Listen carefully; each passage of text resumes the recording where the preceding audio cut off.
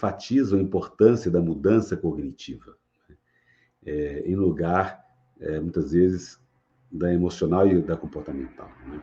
Então, essa defusão cognitiva, ela é uma forma de você descentralizar, você sair um pouco dessa fusão com o seu pensamento. Então, você mudar, enfatizar a relação sua com o seu próprio pensamento dentro de um contexto, né? E do contexto que os seus pensamentos são experienciados.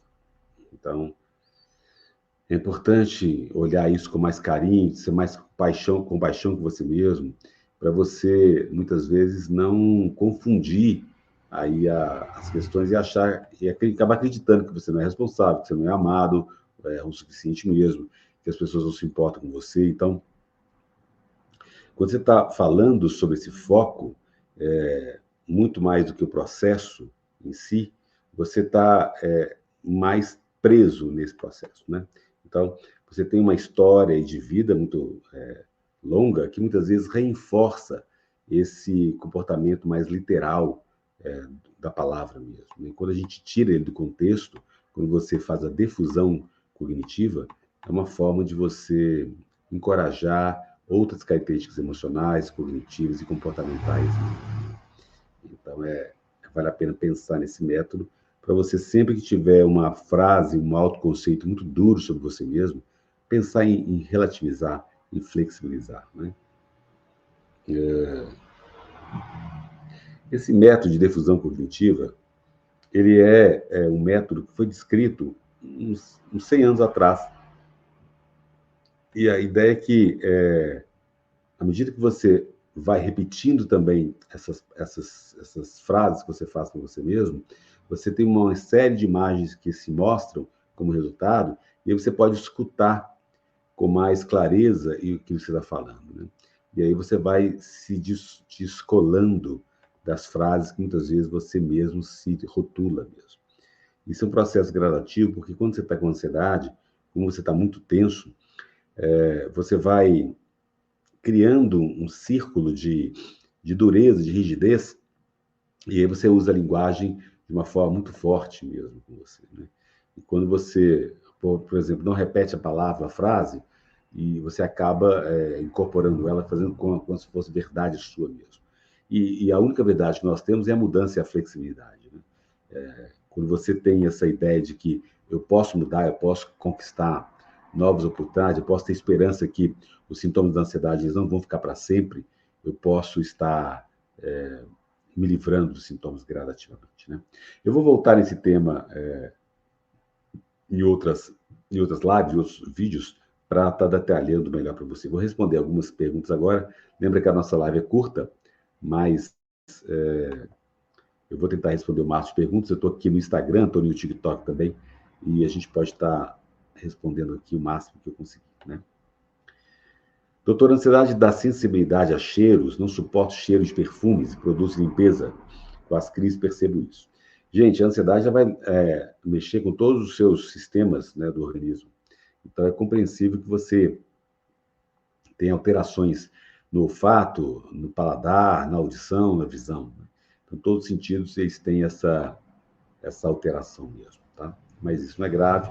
Tratando com a psicoterapia, à medida que você entende o mecanismo da ansiedade, você vai se libertando disso gradativamente também. Adriana, boa noite. Toda vez que como biscoito doce, fico com falta de ar. Posso comer doce mesmo com ansiedade? Queridos, o que a gente precisa observar, claro, fazer outros exames, é que o açúcar, também a lactose, muitas vezes, algumas pessoas têm mais sensibilidade a isso. O açúcar ele pode estar te estimulando o seu corpo, e aí você trazer os sintomas da ansiedade com uma falta de ar, né? Mas precisa avaliar isso numa consulta específica para identificar essas suas sensibilidades, né? Patrícia, boa noite. Médico passou a sertralina, mas estou muito indecisa se devo tomar. Medo dos efeitos colaterais. É importante tratar com a psicoterapia, né, gente? Porque se você não trata com a psicoterapia, você não tem um acompanhamento do que está acontecendo nos seus sintomas de ansiedade. Então, à medida que você trata com a psicoterapia, aí sim você tem uma noção mais clara do que está acontecendo. E claro que os medicamentos não curam a ansiedade, e muitas vezes você fica preso nessa ideia de que o medicamento vai me curar. na verdade, vai curar a psicoterapia para você desconstruir essas crenças limitantes, a sua história de vida, os gatilhos da ansiedade. Né? Aqui no TikTok, Camila, o medo horrível de cair, desmaiar e morrer. Esse é um medo muito presente nas pessoas. O medo de cair, desmaiar, morrer, porque o corpo está muito hiperestimulado com os hormônios de estresse, então, consequentemente, você tem aí alterações mesmo na respiração, batimentos cardíacos, e o nervo vago fica alterado também, você pode chegar a desmaiar mesmo. Mas o importante é você entender que isso não é grave, que à medida que você trata com a psicoterapia, você volta ao normal, não precisa se apavorar. Quanto menos desespero, mais tranquilidade, menos sintomas da ansiedade. Jéssica, minha pressão subiu esses dias, chegou a 22/13. Na ansiedade, tenho pavor desse aparelho de pressão. Jéssica, vale a pena, claro, consultar aí um cardiologista para você saber se você tem hipertenso, se você é hipertenso, se você tem alguma cardiopatia. Não tendo, a ansiedade traz alterações na pressão mesmo, mas não é grave. À medida que você trata com meditações, com relaxamentos, com a psicoterapia, você volta ao normal cada vez mais. Doutora, cafeína aumenta os sintomas da ansiedade? Claro, né? Posso tomar café descafeinado? É melhor, né? A cafeína é um estimulante do corpo. Um corpo que já está hiperestimulado com os hormônios de estresse vai ficar ainda mais quando você colocar cafeína ou refrigerante cola, por exemplo, tem cafeína também, né? Então evita e tome descafeinado, é muito melhor. Rose, doutor, fiz 2 eletrocardiogramas alguns meses atrás, não tem nada, mas ainda fico com medo de desenvolver alguma doença, isso é possível?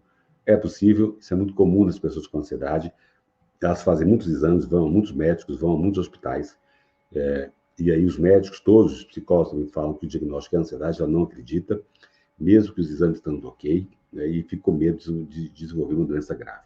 Esse é um quadro clássico da ansiedade e que, com tratamento, você se livra dele, né, principalmente com a psicoterapia.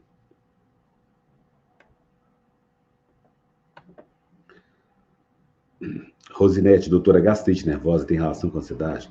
A gastrite, as causas são outras, não é? Mas ela tem relação com a ansiedade na medida que, se você tem ansiedade, os sintomas da gastrite eles vão aumentar.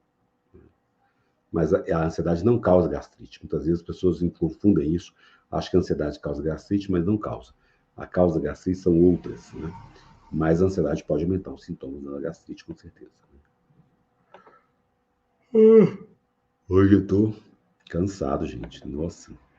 Jair Paiva, boa noite, doutor. Seus vídeos têm me ajudado muito. Obrigado, querido. Deus abençoe. Muito obrigado pelo feedback.